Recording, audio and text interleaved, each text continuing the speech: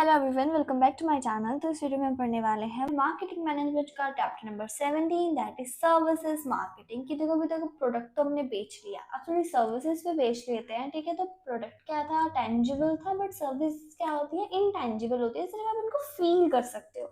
तो सर्विसेज को कैसे मार्केट करते हैं, इस चैप्टर में वही पढ़ने वाले हैं। तो चलिए शुरू करते हैं। Introduction. So services marketing deals with marketing activities focused on selling and managing services rather than physical goods. Services marketing होती है, ये मार्केटिंग एक्टिविटीज के साथ डील करती है, जिसमें हम सेलिंग पे ध्यान देते हैं और सर्विसेज को मैनेज करते हैं रेदर देन फिजिकल गुड। इस फिजिकल गुड की बात नहीं हो रही होती है। So it emphasis building customer relationship and providing value through experience. इसमें हम कस्टमर रिलेशनशिप बनाते हैं, उनको वैल्यूज ओवर करते हैं एक्सपीरियंसेस के साथ। Since the service are intangible and dependent on people and process, service making marketing require special target to ensure customer satisfaction and trust. की देखो, जो सर्विसेज हैं ये इंटेंजिबल होती हैं और डिपेंड होते हैं पीपल पे और प्रोसेसेस पे। तो जो सर्विसेज मार्केट यहाँ पे सर्विसेज मार्केटिंग रिक्वायर करते हैं कि इसमें स्पेशल स्ट्रैटेजीज यूज़ करी जाए और कस्टमर सेटिस्फेक्शन और ट्रस्ट यूज़ करा जाए। So meaning and definition of service. So a service is an activity और benefit that one party offers to another. एक ऐसी एक्टिविटी और एक ऐसा बेनिफिट है जो एक पार्टी दूसरी को ऑफर करती है, which is essentially intangible, does not result in ownership और एनीथिंग। ये सिर्फ एक असेंशियल है, इंटेंजिबल है और ये किसी की ऑनरशिप से ज़्यादा रिलेटेड नहीं है। जो service satisfy customer needs through performance and experience. Services क्या है? सेटिस्फाई करते हैं कस्टमर नीड्स को। और कैसे सेटिस्फाई करती है? Through the performance and through the experiences rather than a physical product, क्योंकि फिजिकल प्रोडक्ट तो है नहीं। सो एक प्रॉपर डेफिनेशन है फिलिप कॉटलर की। A service is an act of performance that one party can offer to another, essentially intangible, not result in ownership. यहाँ पे ownership पे रिजल्ट नहीं आता है। सो अकॉर्डिंग टू बुक की बात करें तो यहाँ पे क्या है? सर्विसेज कहाँ पे मिल सकती है? होटल में, एयरलाइंस में, हेल्थ केयर में, एजुकेशन में, media, utilities, financial, banking sector, telecommunication, इन सब चीज़ों में सर्विसेज मिल जाती हैं। और जो आजकल के एम्प्लॉयज़ हैं उनकी ज़्यादा एम्प्लॉयमेंट भी सेमी स्किल्ड, और जो सेमी स्किल्ड एम्प्लॉयज़ हैं वो भी ज़्यादा सर्विसेज में है। सो मीनिंग की बात करें तो एक इंटेंजिबल है और क्वालिफाइड एक्सपीरियंस हम यहाँ पे दे सकते हैं। सो अब हम नेक्स्ट टॉपिक पे चलते हैं, that is characteristics of services की। कैरेक्टरिस्टिक्स क्या है सर्विसेज के? So first is intangibility. Services can not be seen, touched और सॉर्टेड लाइक फिजिकल प्रोडक्ट। इनको हम सीन नहीं कर सकते, टच नहीं कर सकते, स्टोर करके नहीं सकते जैसे कि फिजिकल प्रोडक्ट को कर लेते। So customer only repetition experience and worth amount to जज क्वालिटी। तो यहाँ पे सिर्फ कस्टमर उसको रिपीटेशन कर सकता है, एक्सपीरियंस कर सकता है और सिर्फ उसको जज कर सकता है। सो second is inseparability. Services are produced and consumed simultaneously. For example, a haircut or a lecture happens while customer is present। कि देखो, ये inseparability है, ये नहीं कि आप अभी कर रहे हो, चंडीगढ़ में बैठे हो और हिमाचल की सर्विसेज ले रहे हो, ऐसा नहीं हो सकता है। हम यहाँ पे इसको कंज्यूम कर सकते हैं जब हम वहाँ पे प्रेजेंट होते हैं। So next one, that is heterogeneity. The quality of services में depend upon who on who provider under what condition. कि यहाँ पे देखते हैं कि सर्विसेज कि आपको कैसे उसको कंज्यूम कर रहे हो, डिपेंड करता है कि आप कब कहाँ कैसे ले रहे हो उन सर्विसेज को। That human involvement makes them less standardise. सो अभी तो थोड़ा लेस स्टैंडर्डाइज हो गया है।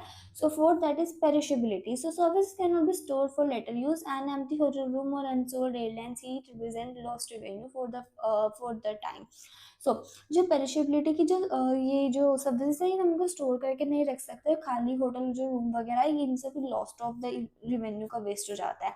So fifth one, that is lack of ownership. यहाँ पे ऑनरशिप नहीं होती है, customer do not own the service. यहाँ पे सर्विस को आप ऑन नहीं कर सकते, सिर्फ उसको एंजॉय कर सकते, लाइक टैक्सी और इंटरनेट प्लान।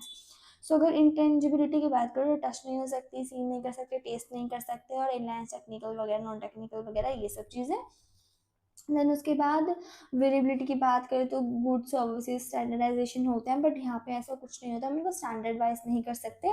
और जो पेरिशेबिलिटी की बात करें तो सर्विस को स्टोर वगैरह भी नहीं कर सकते, रिटर्न भी नहीं कर सकते, रिजोल्व भी नहीं कर सकते। तो यहाँ पे टू टाइप्स ऑफ कॉन्स्टेंट आता है। फर्स्ट आता है कि जो सर्विसेज है ट्रांसपोर्ट नहीं कर सकते, एंड सेकेंड कॉन्स्टेंट आता है कि हम इसको तभी कंज्यूम कर सकते जब हम इसको क्रिएट कर रहे हो।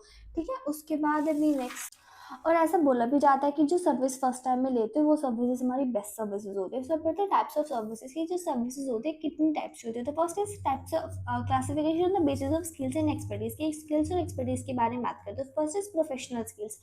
So these require special skills, इनके लिए कुछ स्पेशल स्किल्स होती हैं, जैसे कि ऑफर, जैसे कि डॉक्टर्स, लॉयर, इंजीनियर्स, टीचर्स वगैरह, ये सब चीज़ें जैसे कि नॉलेज बेस्ड होती हैं ये।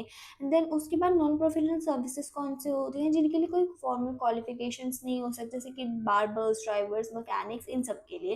देन उसके बाद जो कन्वीनियंस ईजिली हो जाती है। Then second one that is classification on the basis of users, की यूजर्स कौन है, होते हैं पर्सनल सर्विसेज जो कि हम इंडिविजुअल्स को ऑफर करते हैं, लाइक ब्यूटिशियन, ट्रेनिंग और हेल्थ केयर। और जो बिजनेस सर्विसेज कौन सी होती है, जो फर्म्स को हेल्प करते हैं, जैसे कि बैंकिंग, इंश्योरेंस, एडवर्टीजमेंट, लॉजिस्टिक्स वगैरह। Third one that is classification the basis of degree of involvement of customer, customer कितने इन्वॉल्व हो रहे हैं। तो first is some requires high customer involvement like education, medical, and कुछ के लिए थोड़ी कम होती है, जैसे कुरियर एंड क्लीनिंग सर्विसेज वगैरह।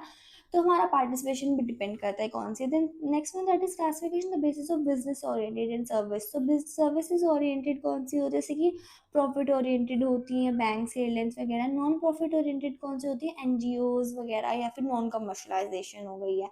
ठीक है, उसके बाद अभी नेक्स्ट टॉपिक पे चलते हैं। So difference between the goods and services क्या होता है। देखो, जो गुड्स होती है फिजिकल कमोडिटी होती है, प्रोसेस जो होती है, और जो सर्विस होती है प्रोसेस या एक एक्टिविटी होती है। उसके बाद ये गुड्स हमारी टेंजिबल होती है, सर्विसेज इंटेंजिबल होती है। गुड्स हमारी होमोजीनियस हो जाती है, जनरली यूनिफॉर्म आउटफिट होता है, बल्कि जो सर्विसेज होती है हीरोजोनियस होता है, वेरिएबल आउटपुट होता है। उसके बाद जो गुड्स होती है production and distribution separate from their consumption, कि प्रोडक्शन एंड डिस्ट्रीब्यूशन अलग है, बट सर्विसेज का प्रोडक्शन एंड कंजप्शन एक ही जगह पर होता है। और जो गुड्स हैं वो स्टोर कर सकते हैं, सर्विसेज को नहीं कर सकते हैं। गुड्स को ओनरशिप ट्रांसफर कर सकते हैं, सर्विसेज की नहीं कर सकते हैं। और जो गुड्स होती हैं उनको कोई लो और नो कस्टमर इन्वॉल्वमेंट भी ज़रूरी होता है, बट जो सर्विसेज है वहाँ पे कस्टमर इन्वॉल्वमेंट होना ही होना होता है। और गुड्स को मास डिस्ट्रीब्यूशन कर सकते हैं, सर्विसेज के साथ लोकल डिस्ट्रीब्यूशन कर सकते हैं। और जो गुड्स हैं उनको रिटर्न कर सकते हैं, सर्विसेज को रिटर्न नहीं कर सकते हैं। सो अब हम नेक्स्ट टॉपिक पे चलते हैं, that is services marketing triangle. की सर्विसेज मार्केटिंग ट्राइंगल कैसे होती है। The service market triangle shows the relationship of the company, customer, employees and employees that all three must work together for effective services delivery। तो यहाँ पे services market triangle क्या बोलते हैं, कि सबको सब काम साथ में मिलकर काम करे, जिससे कि सब सारा काम इजीली हो जाए।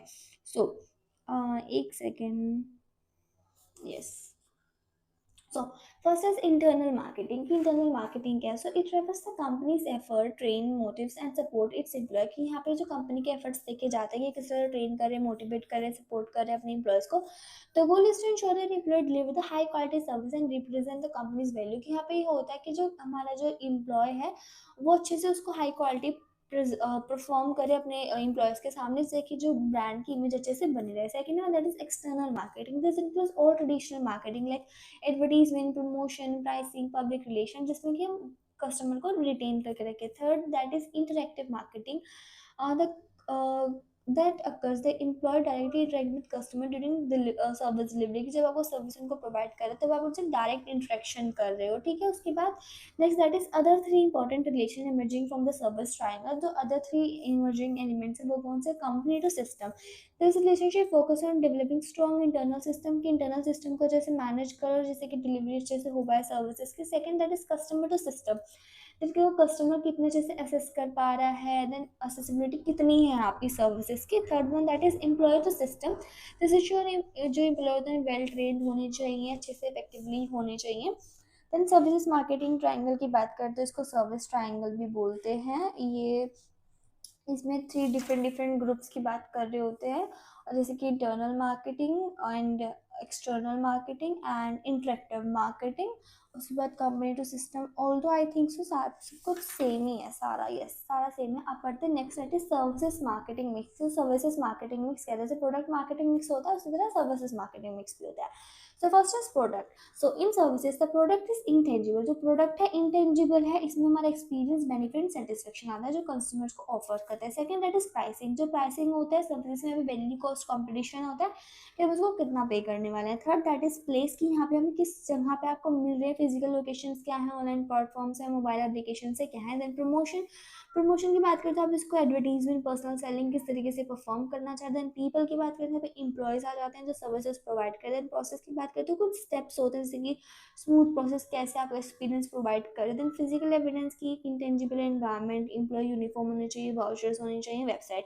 सो अकॉर्डिंग टू बुक बात करते हैं। अब देखो सर्विसेज मार्केटिंग मिक्स में क्या है, जैसे प्रोडक्ट का होता है उसी तरह से इसमें भी होता है। जैसे 4 प्रोडक्ट होते हैं हमारे पास, पहले शुरू के तो 4 तो सबके सेम ही है, प्रोडक्ट, प्लेस, प्राइस, प्रमोशन। अब एडिशनल 3 है, that is people, process and physical evidence. तो प्रोडक्ट क्या था कि अभी देखो जो services of product any activity market offers, कि देखो कोई भी प्रोडक्ट जो आप उनको ऑफर कर रहे हो वही उनके लिए प्रोडक्ट है। यहाँ पे जो प्रोडक्ट है वो एक इंटेंजिबल है, हीरोजोनस एंड पेरिशेबल है, ठीक है। उसके बाद प्राइसिंग की बात करें तो प्राइसिंग ऑफ सर्विस की, वो कितनी उसको एंजॉय कर रहे हैं, कितना उसको अप्रोच कर पा रहे हैं, फीस कितनी है डॉक्टर की, ये सब चीज़ें देखते हैं। और जो प्राइसेस होते हैं 2 मेथड से सेट करते हैं, एक होता है कॉस्ट बेस्ड प्राइसिंग मेथड, एक होता है मार्केट ओरिएंटेड मेथड।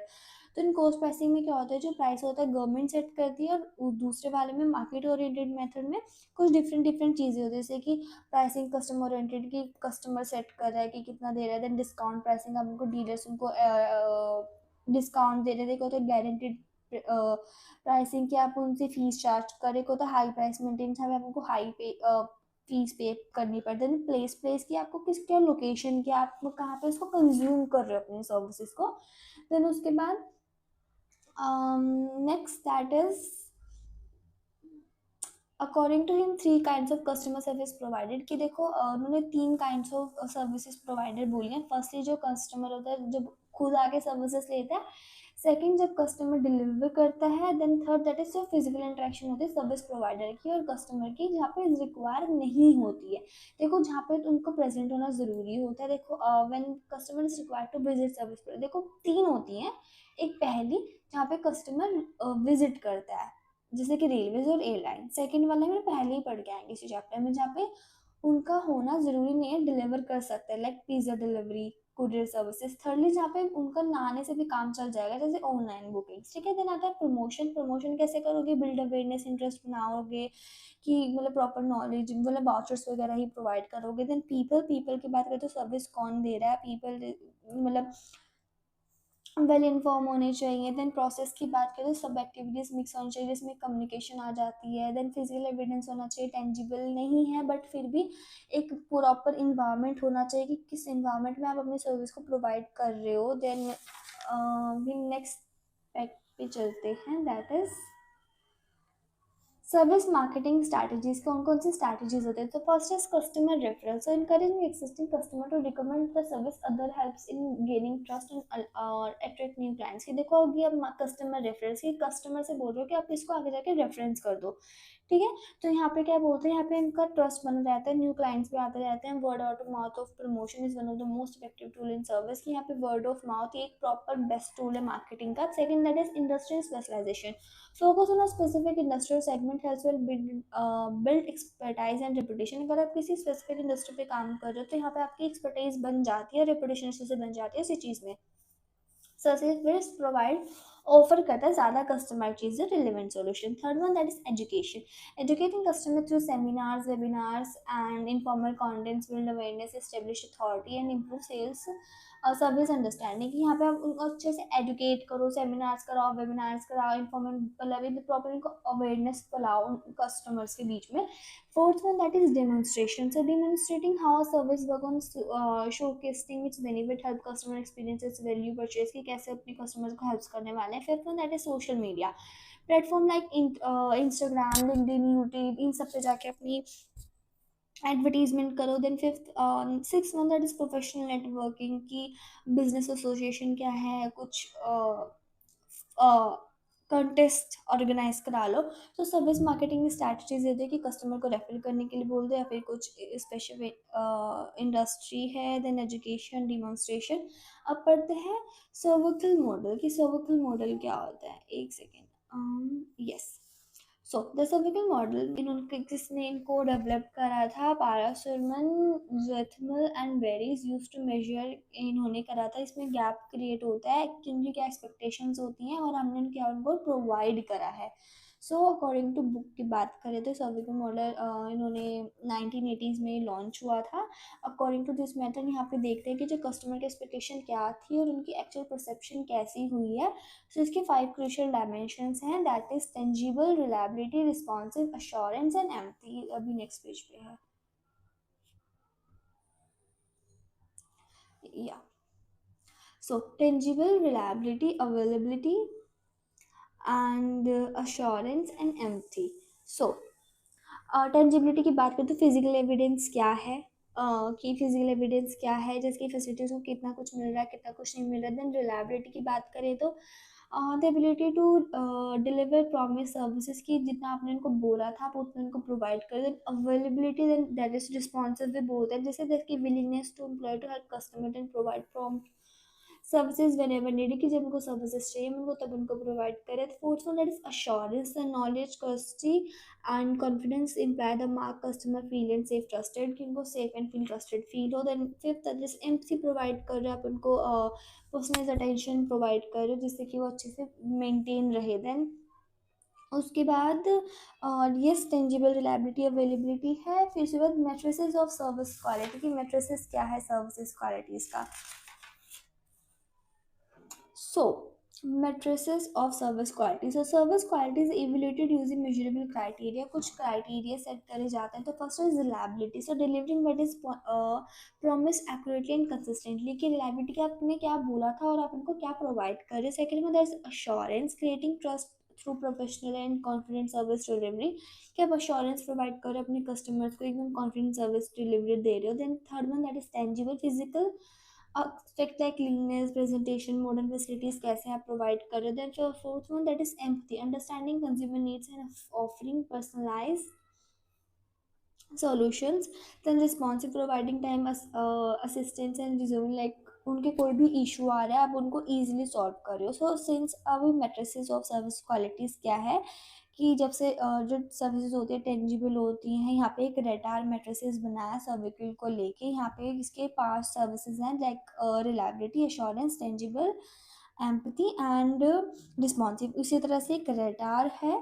यहाँ पे रिटार का क्या मीनिंग होता है, हमारी क्या रिलायबिलिटी है कि उनको कैसे कंस्टेंट सर्विसेज प्रोवाइड करनी है. एक अश्योरेंस है कि ट्रस्ट बनाने के लिए. टेंजिबल है कि आप उनको इंफ्रास्ट्रक्चर कैसा है. Then empathy, open communication and responsive है कि कस्टमर उनको फीडबैक दे पा रहे हैं कि नहीं दे पा रहे हैं. सो अब एक और है the gap model of service quality, की गैप मॉडल क्या है.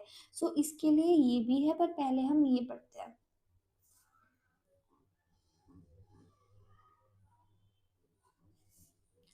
So the gap model of service quality. So the gap model identifies the main difference gap between the customer expectation, actual service performance पर after satisfaction. कि आपने उनको offer तो कर दिया, अब वो सेटिस्फाई है उस चीज़ से कि नहीं है.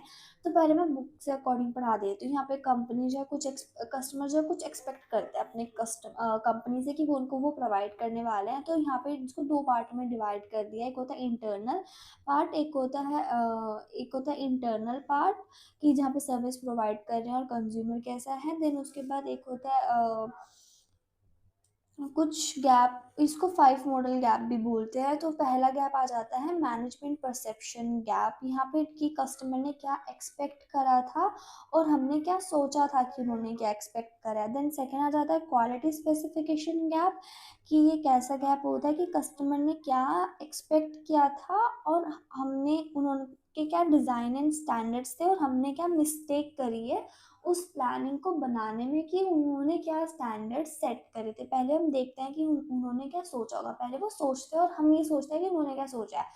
फिर उन्होंने कुछ स्टैंडर्ड सेट करे थे, फिर हम उन स्टैंडर्ड्स को बनाने में कुछ गलती कर देते हैं. देन थर्ड वन आता है सर्विस डिलीवरी गैप, कि हमने उनको क्या एक्चुअल में डिलीवर करा है और उन्होंने मतलब उनके क्या रिक्वायरमेंट्स है, हमने उनको क्या डिलीवर करा है. Then fourth one that is market communication gap, the gap between the what is communicated to customer and actual delivery of services, कि हमने उनको क्या एक्चुअल में डिलीवर करा और उन्होंने कैसे उसको कंज्यूम किया. Then fourth one that is perceive service quality gaps, कि in gap between the customer perception and the experience of the customer expectation, कि उन्होंने क्या एक्सपेक्टेशन थी, उन्होंने क्या करा और फिर उस पर भी रिव्यू वगैरह चीज़ें आ जाती हैं. तो first that is management perception gap, occurs when management fails to accurately understand what customer accept, कि हाँ पहले वो फेल हो गए कि उन्होंने क्या एक्सपेक्ट करा था यही चीज़. Second one that is quality specification gap, कि जो सर्विस स्टैंडर्ड्स उन्होंने सेट करे थे do not match customer expectation, कि उनके मैच ही नहीं करे. देन सर्विसेज जैसे प्रोवाइड करा था वो भी मैच नहीं हुआ है.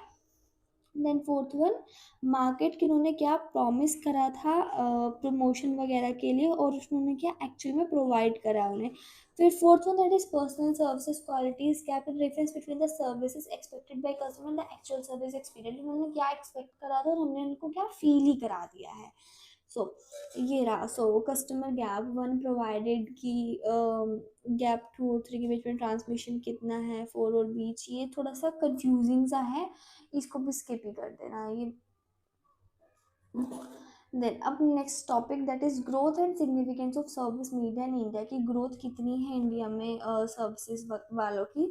सो the service sector in India has expected rapidly due to technological advancement, जो सर्विसेज है वो ज़्यादा से ज़्यादा इंक्रीज हो रहे हैं ड्यू टू टेक्नोलॉजी एडवांसमेंट, तो ग्लोबलाइजेशन आ गया है, कस्टमर की डिमांड बढ़ गई है। So media services like communication, digital platform, banking, education, ये सब चीज़ें अच्छे से ट्रांसफॉर्म हो रही है। So the rise of online streaming, digital marketing and e-commerce has made services media essential part of economic and social development, कि भी जो ऑनलाइन स्ट्रीमिंग आ गया, डिजिटल मार्केटिंग आ गई, ई कॉमर्स आ गया, तो एसेंशियल पार्ट हो गया इकोनॉमिक एंड सोशल डेवलपमेंट का। तो अब पढ़ते हैं significant role of services sector in India, कि सिग्निफिकेंट क्या है इसकी। तो first is economic growth, service sector contribute more of the half of GDP, यहाँ पे जीडीपी का हाफ से ज़्यादा हमारी इकोनॉमिक ग्रोथ में हमारी सर्विसेज प्रोवाइड करती है, और ये बैकबोन होता है किसी भी इकोनॉमिक डेवलपमेंट का।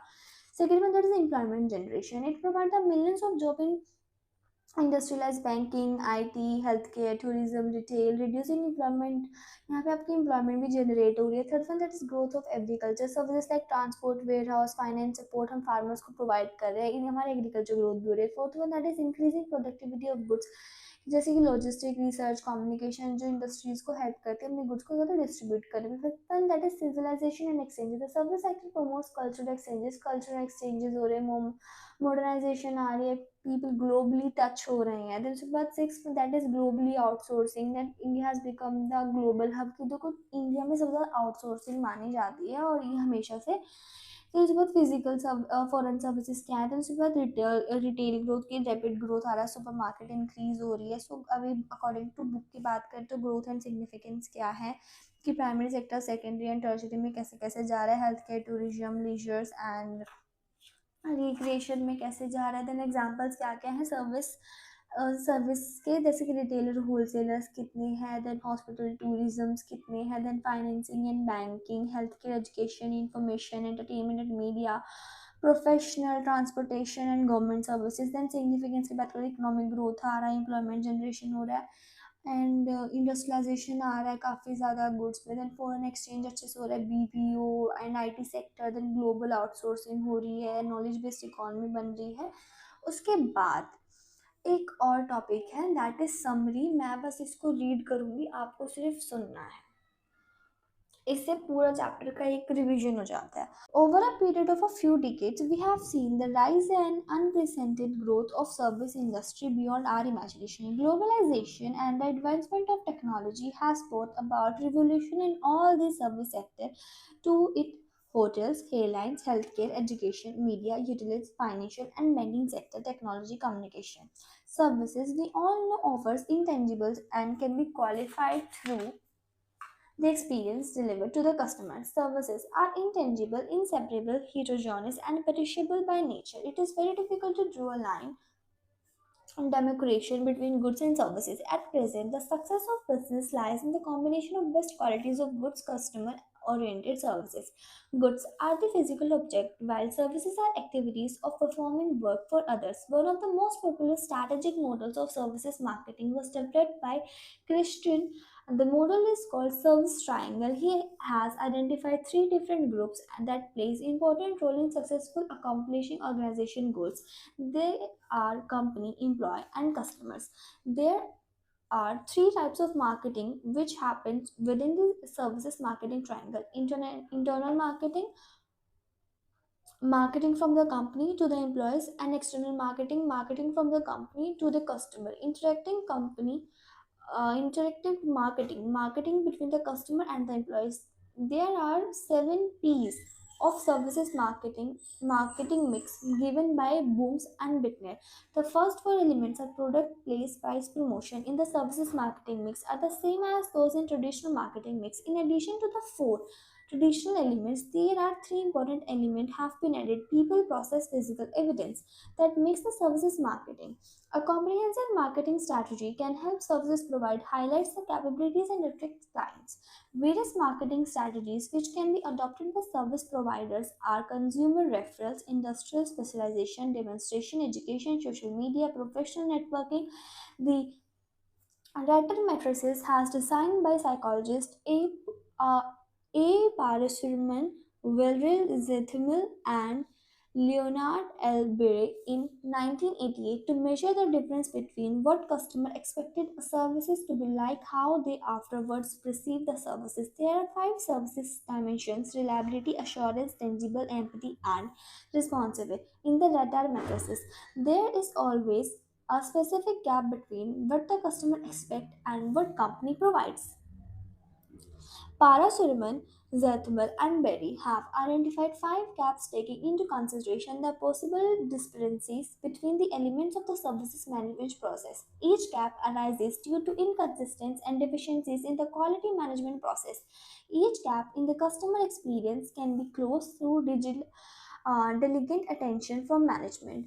Continual gap analysis is necessary for ensuring consistent quality offering. The economic development for any country is directly dependent on the advancement and progress of three sectors of economy: thus primary sector, secondary sector, and tertiary sector. The tertiary sales sector, also known as the service sector, involves a variety of services under its umbrella like healthcare, welfare, tourism, leisure, and recreation activities, retailing, and sales of goods to the people. This sector also provide a major impact on foreign exchange and thus contribute greatly to the modern economic development of the country. So yeah, that's why chapter number 70 इसकी PDF आपको WhatsApp के channel पे मिल जाएगी. So I hope you like this video. So until the next video, take care.